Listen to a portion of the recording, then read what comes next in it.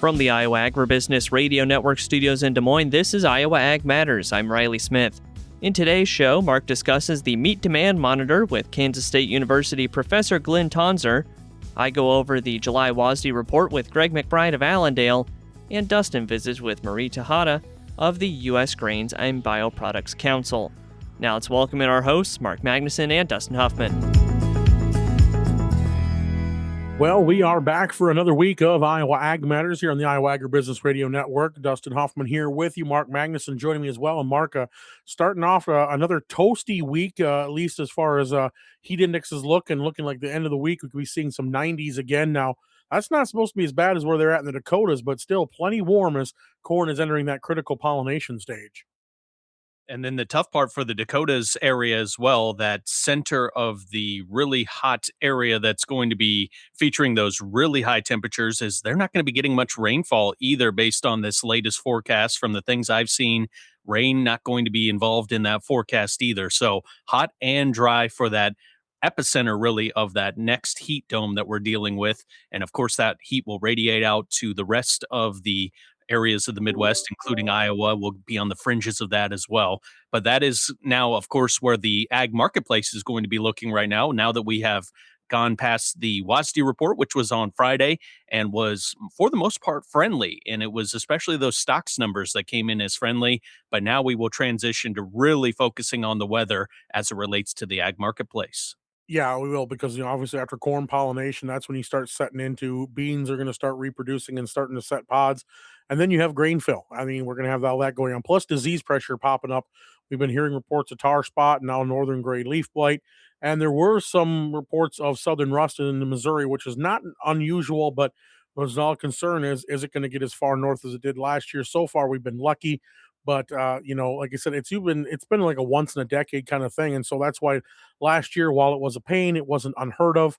It was more of a concern of what happens this year now. Is that going to be something that can still stir up and come up to this part of the United States? Because then we're talking about something that could be a problem later on. But again, we have to wait and see how that plays out. But again, disease pressure has become quite the topic as well, along with that weather. And it's because we've had that rainy, cooler weather in June, and that set things up for tar spot to get in there. And now northern gray leaf blight, also a problem as well. So we've just got to start watching these things. And of course, farmers already up against razor thin margins of profit, and to have more disease pressure come in, hopefully that is something they've planned for, because disease pressure is not something we can really ignore. That is definitely the case. And as we know, last year we had to deal with a lot of disease pressure. This year, trying to work our way through exactly what's going to be those biggest threats for us this season. But it's not like we haven't had conditions for disease pressure when we've had a lot of wet areas in the Midwest where we've gotten too much rainfall. And then I know you brought that up not too long ago, Dustin, those wet, dewy mornings. Those can lend themselves to tar spot, as we know. As soon as there's just enough wetness on the leaf, that can be enough to help move that process along. And that is something that we always have to be mindful of this time of year. Yeah, that we do. And so we're going to keep an eye on it. Of course, farmers being encouraged to get out there and scout, because with any of these diseases we've talked about many times, is when you start to see the symptoms, you're already too late. So you've got to make sure you're scouting and being very careful, and then figure out what you have to do to move forward. Let's go ahead and jump into those grain markets now. Greg McBride of Allendale talking with Mark Magnuson about corn and soybeans. Joined today by Greg McBride of Allendale for the opening market discussion. Greg, what's happening with the trade in the grains? Yeah, we've got a little bit of upside here to start, carrying on that rally off the USDA report on Friday. Corn currently up 5.5 cents. It's about 3 cents off the highs that it posted almost immediately on the reopen on Sunday night. Beans holding on to 3 to 4 cents in gains here, but well off their highs from overnight. We made a new high for the move at 12:07 last night, before backing it off, now sitting at around 11.95. The wheat is backing off. KC down about 6 to 7 cents, while Chicago is down about 1.5 to 2 cents. A lot of this obviously coming off the USDA report, was a friendly report. We do have some heat and dryness in the forecast in the immediate 1 to 5 day, but the 6 to 10 day does offer some additional rains coming in, and does cool off just a little bit as we go into this this time frame where we're going to see a lot of fields and a lot of corn that's going to pollinate over the next 2 to 3 weeks here. And Greg, speaking of the Friday WASDE report, was it more the stocks number that was featuring or that was pushing that bullish sentiment, or was it the overall numbers as well? Yeah, it was definitely the stocks number. You had the feed and residual number was increased by 150 million bushels. So we did have a nice push there. The new crop side of things had the exports were increased as well. So overall, you did have a minor decrease to ethanol on the old crop side of things. But yeah, it was a better than expected report. We knew we were going to see something that was friendly because of that stocks report on June 30th. Acres didn't necessarily change anything, so it was all going to be on the old crop side of things. So, Greg, as we now set up for the foreseeable future, are we all back to watching the weather and focusing on the forecast right now? Yeah, the forecast is going to be the big thing. Obviously, we'll be able to react to it later on if rains are forecast but don't show up, or if rains are not there but then do show up. But I think the big thing is every 6 hours or so we're going to be watching those new updated forecasts, see where the rain has moved to or moved out of, and see what those temperature models show up to look like. Obviously, in the next couple of days, we've got some extreme heat that's going to hit us anywhere from 90 to 95 degrees, and then further north in the northern plains, they can see just over 100, and some of those places being 20 to 30 degrees above normal. So that'll be something to watch. But again, the timing of this heat is interesting, because we are going to pollinate about 24% of our crop this week in the Midwest. But with where some of that heat is coming in at, it shouldn't be as bad of an issue for those areas that are pollinating. Looks like another perfect day to get out there and enjoy the summer. You hear that? Live music, laughing kids, the roar of the rides, and someone yelling, "Corn dogs!" That's Fair Spirit at the Iowa State Fair, August 13th through 23rd in Des Moines. 11 days of blue ribbon traditions, big summer nights, incredible food, and the kind of memories you talk about all year long. This is your Iowa State Fair. Plan your visit now at iowastatefair.org. August 13th through the 23rd.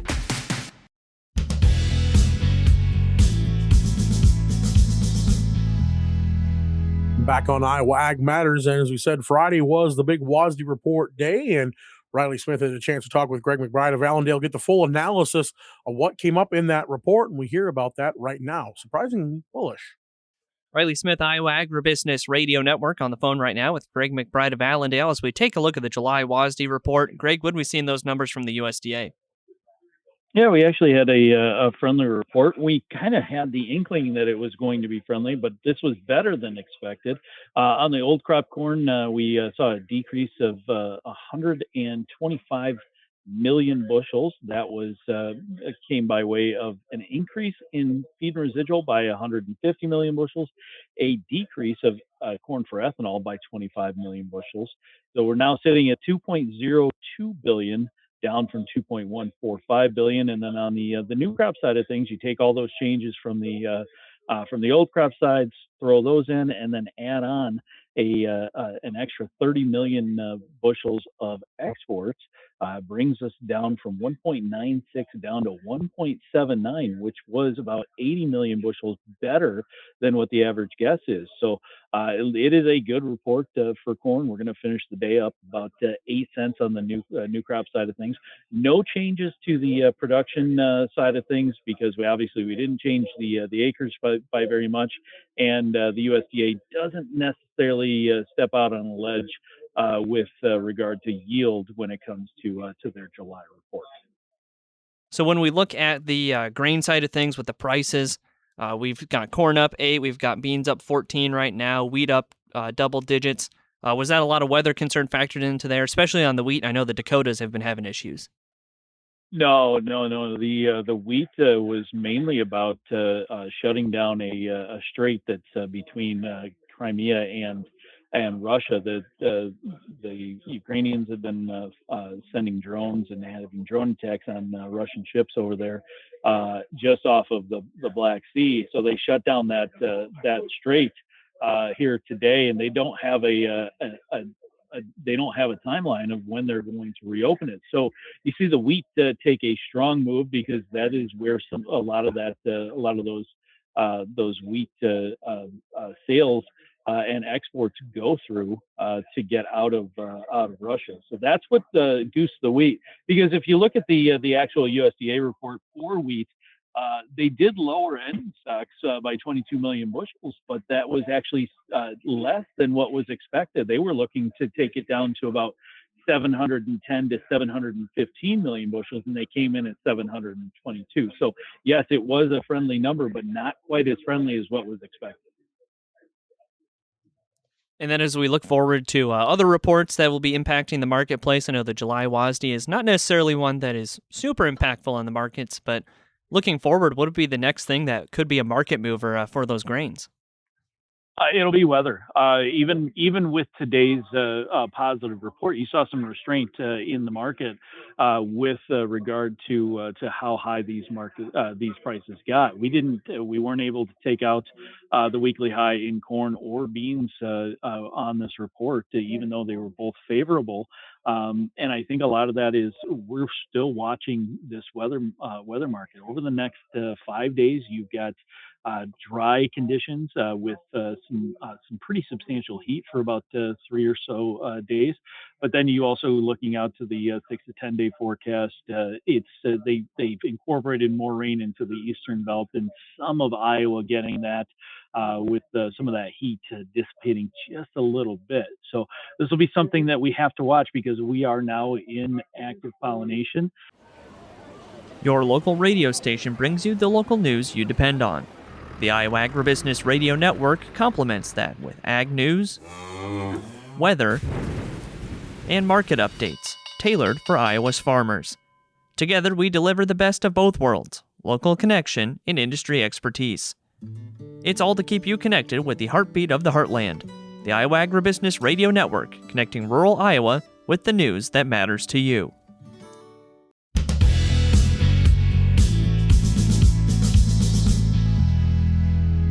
Time now to run down those basis numbers for you here on Iowa Ag Matters on this Monday. I'm Dustin Huffman. Only one elevator making any kind of price changes from Friday. Let's go ahead and run them down. ADM Burlington even on corn, $4.44. Soybeans a dime under at $11.90. Cargill and Eddyville 17 cents under on corn. Cash bid $4.27. New Co-op Algona 33 cents under on corn, $4.11. Soybeans 40 cents under. Cash bid $11.60. Ag State and Sheldon, they're 17 cents under on corn at $4.27. Soybeans 50 cents under the November contract, $11.48. Ag State Alta 29 cents under on corn, cash bid $4.15. Soybeans 45 cents under November at $11.53. Back to August on soybeans. Cargill Cedar Rapids 8 cents under on corn, $4.36. Soybeans a dime over at $12.10 for the cash bid. 5-Star Co-op Nashua 30 cents under on corn, $4.14. Soybeans 30 cents under, they're at $11.70. Lincoln Way Energy Nevada 17 cents under on corn, $4.27 for the cash bid. ADM Des Moines even on soybeans, the cash price $12. New Co-op Red Oak 21 cents under on corn, they're at $4.23. Soybeans 40 cents under at $11.60. Mid-Iowa Cooperative Green Mountain 45 cents under on corn, cash bid $3.99. Soybeans 50 cents under at $11.50. New Co-op Sheraton 25 cents under on corn, $4.19. Soybeans 40 cents under, cash price $11.60. Walk-On Feed Ranch, 41 cents under on corn, $4.03. Soybeans, 58 cents under. They're at $11.42. New Co-op Glynn, 31 cents under on corn. Cash bid, $4.13. Soybeans, 40 cents under at $11.60. Innovative Ag Services Farley, 40 cents under on corn, $4.04. Soybeans, 55 cents under. The cash price, $11.45. And finally today at Cargill Muscatine, they're a dime under on corn at $4.34. Soybeans are 15 cents under at $11.85.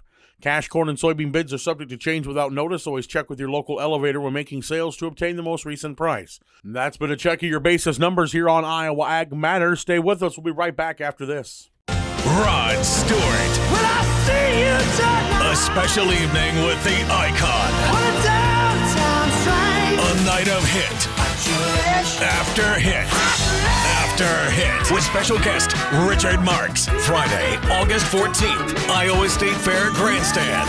Reserve tickets on sale now through iowastatefair.org. Don't miss an electrifying event. Friday, August 14th. Rod Stewart, live.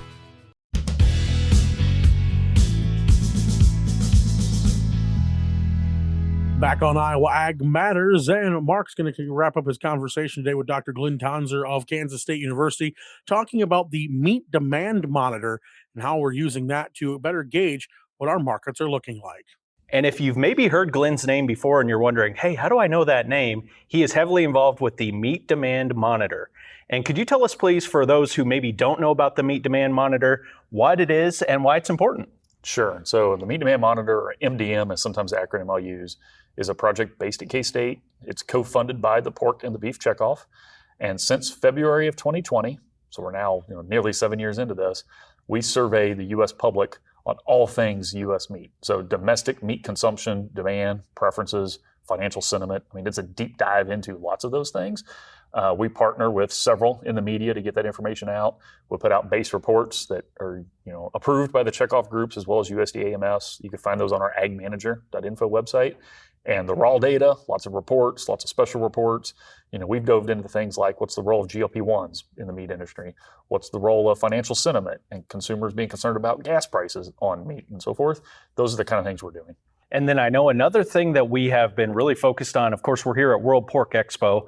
And it was a couple of years ago when the cattle herd was really starting to contract and we were seeing those prices go up in the grocery store for those beef items. And we kept asking that question, does this mean people are going to turn to pork more? Are people going to buy more pork products? Are they going to substitute some of those things? Have you seen any evidence of that, or what have you seen out of that on the Meat Demand Monitor? So in aggregate, no. And what I mean by that is take a 30,000 foot level, look at the U.S. market and treat it as one big block. The staying power with beef has been a lot larger than most expected. And what I mean by that is the public's willingness to pay for beef has stayed higher than we thought it would be for at least 2 years, to your point. That's a great success story for beef demand. And what we have not seen is a shift to pork and chicken in the magnitude or speed that some might have expected. That didn't necessarily surprise me because we have at least a 10-year history, and some assessments would say over 15-year history, of declining cross-price elasticities. I know that's a geeky term, but historically, if you have one category, in this case beef, prices that go up, we would expect a shift towards less expensive items like pork and chicken. Directionally, I don't disagree with that, but the magnitude of that substitution and the speed of that substitution is definitely less than it used to be. So those old rules of thumb about swapping out the products, they don't apply, or they're not as accurate as they once were. And that's good news for the category that's succeeding the most, right? Beef success in that story, but pork and chicken haven't benefited as much from it as they thought they would. That could change. It's my job to highlight that's an observation so far. You properly noted we're on the front end of grilling season. Maybe it'll change as grilling season goes on. But what I think is more important than those aggregate buckets is to get a little deeper and look at the cut level and find some success stories. The Boston Butt Burger is one I would highlight because, yes, we're at World Pork Expo, so let's talk about something in the pork space that's exciting. And, that terminology and the marketing around a product that already existed, but it's kind of taken off in a new way, is not by accident consistent with the butt part of the carcass. So you have butt, you have ham, you have loin, there's different parts of the USDA reported carcass cutout is growing in value. So I shared a challenge on bacon earlier, and I'm purposely giving you a long-winded response that butt is growing in value because we have a category that is in demand with the public. And I think it's fascinating to get a little bit deeper than just the beef, pork, chicken, but get a little bit more cut level and granular. And that's why I'm giving you the Boston Butt shout out. It's an example of a success that we may see continue here through the rest of grilling season as well. And then one more thing I wanted to ask you, Glynn, is the Taste What Pork Can Do campaign. We've seen all of the work that National Pork Board put into researching for that campaign, gathering the campaign together, and then fully rolling it out to those targeted consumers. Is there a way that, for example, through the Meat Demand Monitor, that you could see maybe when that campaign went into effect to where we are now? Can you see any kind of differences at that very micro level that I guess you can dive into and then see how it fits in the big picture? That is one of the goals, and I'll timestamp my response to make sure our audience follows, is you and I are talking early June 2026. The National Pork Board launched the Taste What Pork Can Do campaign in May of 2025. So we are now just a little more than 12 months, calendar months into that. And indeed, we are tracking parts of that within the Meat Demand Monitor. Myself and Lee Schultz are actually been brought in to try to give some external, evaluation feedback to the Pork Board on how that campaign is going. What I would have to say here today is it's too early to give you a conclusion. We're just in the midst of tracking it. And the other thing I must point out is lots of other campaigns, they go on for years and honestly even decades, right? So I like to use the Nike swoosh, just do it campaign. And I'm pointing to that because it didn't come up overnight. The average teenager recognizes it, but that didn't happen overnight. There's other things in the meat and livestock space that have been around a long time, that have been around decades. Any new campaign is probably going to take time, not just the most recent one for the Pork Board. So I'm not trying to dodge your question there. I'm trying to answer it directly, is we are monitoring it. We're in the midst of trying to see what impact there is.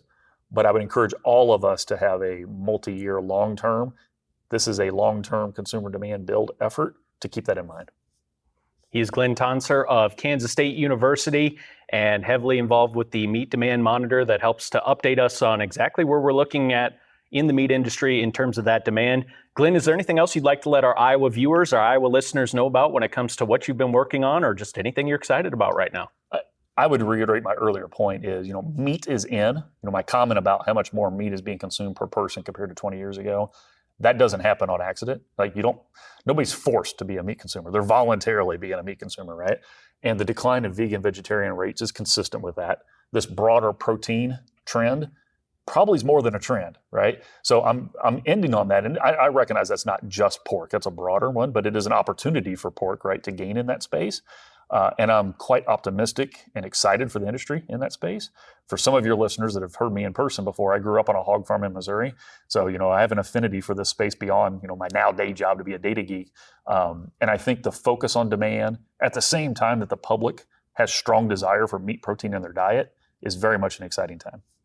Well, Glynn, thanks so much for the time here at World Pork Expo. Really appreciate it, and have a great rest of the show. Will do. This year at the Iowa State Fair, Fair Spirit meets 250 years of American history in a celebration across the fair. See the America 250 Iowa display and a permanent sculpture created just for the fair. Walk the Iowa Veterans Memorial Walkway honoring service and sacrifice. Experience 250 years of the American flag, along with red, white, and blue contests and fair favorites. Then look to the sky for drone shows glowing in red, white, and blue, lighting up the fair like never before. From history to celebration, it all comes together at the Iowa State Fair. Learn more at iowastatefair.org. August 13th through the 23rd.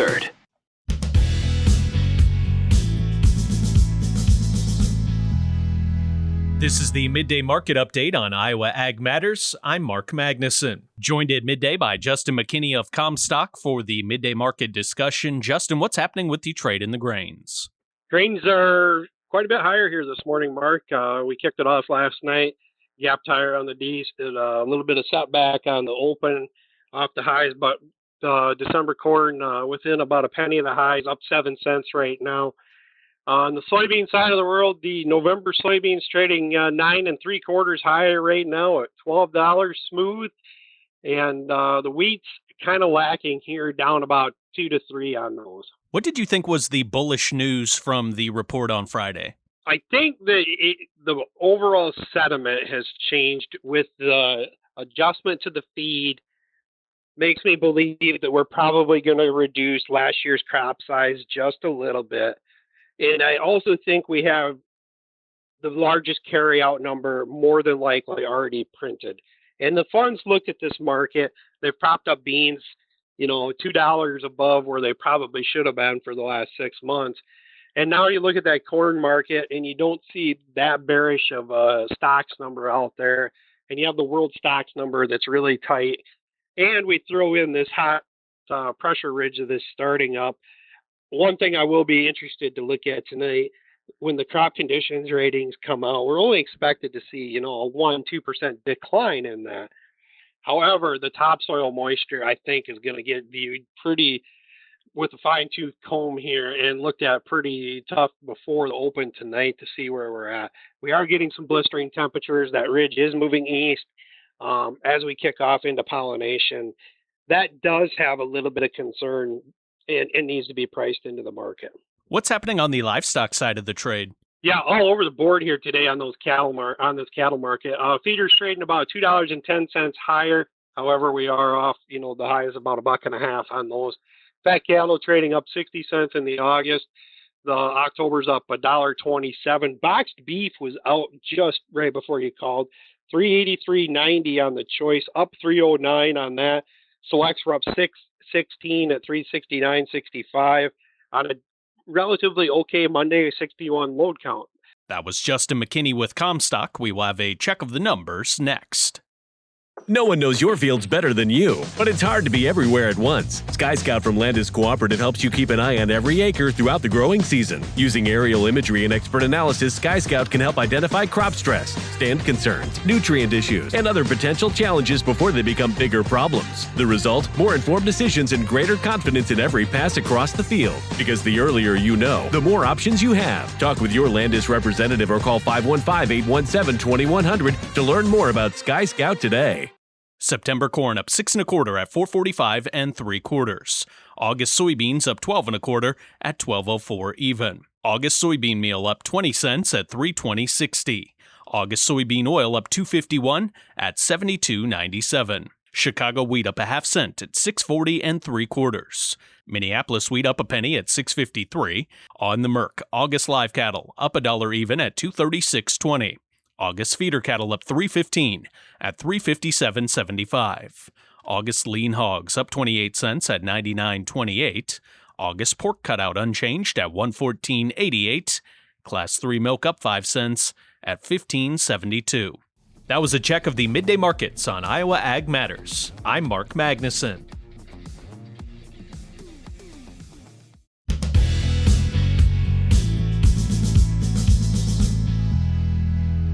Well, back on Iowa Ag Matters, and we're bringing Greg McBride back once again as he's going to talk about what's going on with those livestock markets. As I said, cattle having a nice little turnaround here after several days of some downward momentum. What's happening on the livestock side of the trade? Well, we're starting the week out with a little bit of upside after selling off in the cattle last week. You saw cash trade was down. We saw bids that were anywhere from $10 to $15 lower last week. Those cash trades came in a little bit better than that, but feeder sales out in the country, in the sale barns and the video auctions and all that stuff looked very good. But we continue to see prices backing off. This is kind of how the cattle, the fats and the feeders have worked here for the last few months. We've been more in a tradable range than seeing anything in a sustained trend. So it's been more sideways than up or down. So as of right now, we're working on the downside of things. We're still above the most recent lows, but it is still trending in that direction. On the hog side of things, we continue to see this market rebound from where it was at the lows near the beginning to middle portion of June, but it hasn't gotten quite back to where we'd like to see it. We'd like to see it those July and August contracts back above 100. The July contract will be going off here very soon, but the August contract sitting right at 100 needs to break through and get back up into that 100 to 105 area to feel like we've really turned that corner. As of right now, we're still trading below our highs that we posted well above this back in March. Are the hogs finally starting to benefit just a little bit maybe from some of those very high beef prices, Greg, or is this something else that's driving a little bit of footing for the hogs? I think it's a little bit that you could be seeing that, but I don't necessarily think that's the whole play on it. I think we're seeing decent export numbers. I think it's just naturally seeing this market after selling off for a few months starting to come back around. But sometimes the pork beef conversation doesn't necessarily play all that well because beef is working off of its own circumstances. We saw that through COVID and over the last 5-6 years, is that it has sustained and has continued to look better, whereas the hog side of things has been fairly steady. What's the best way for our listeners to get in touch for more marketing information? Give us a call at 800-2-MARKET. That's 800-262-7538. In rural Iowa, we know you're sold on your local radio station. The Iowa Agribusiness Radio Network partners with local Iowa stations to deliver the latest in agriculture news, including grain elevator prices, market reports, and ag policy news. Trusted local voices, trusted ag content. This message is brought to you by your friends at the Iowa Agribusiness Radio Network, where Iowa Ag matters.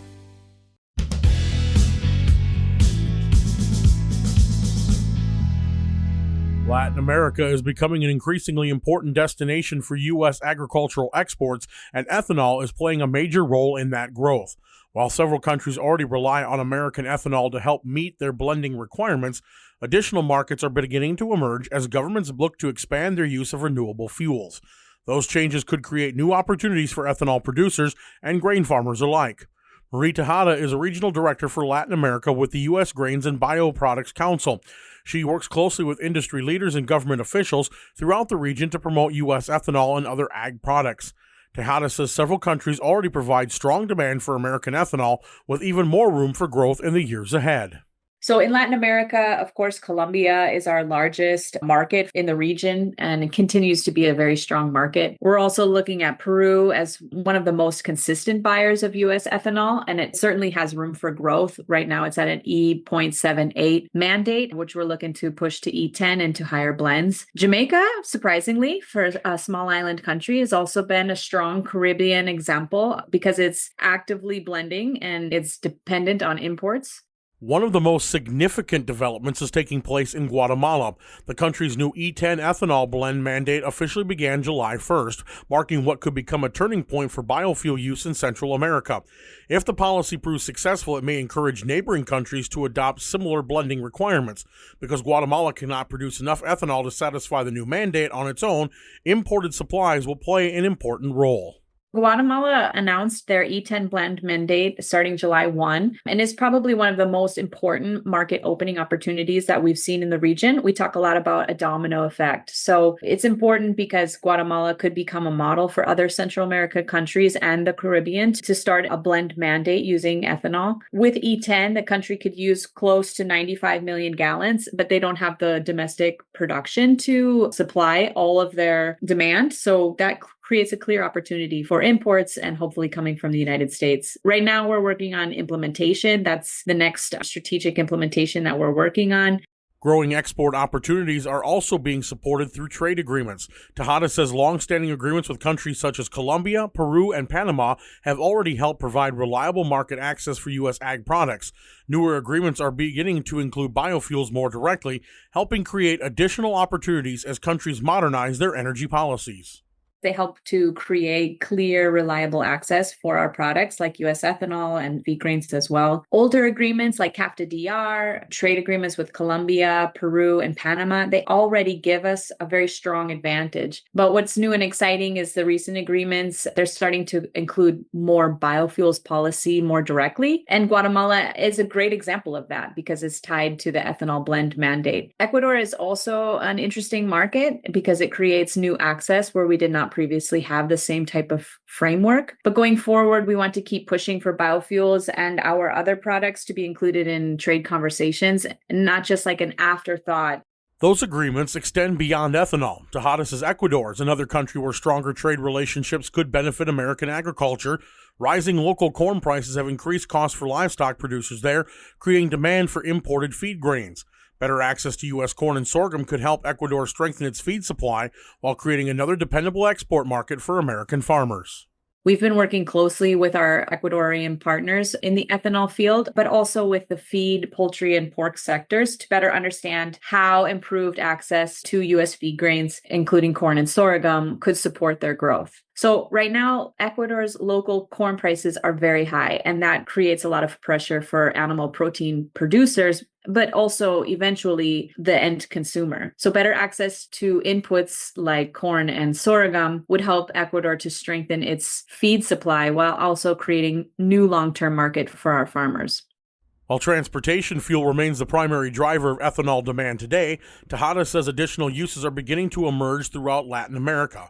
Marine shipping, aviation, and industrial applications all represent potential growth markets that could further increase demand for renewable fuels produced in the United States.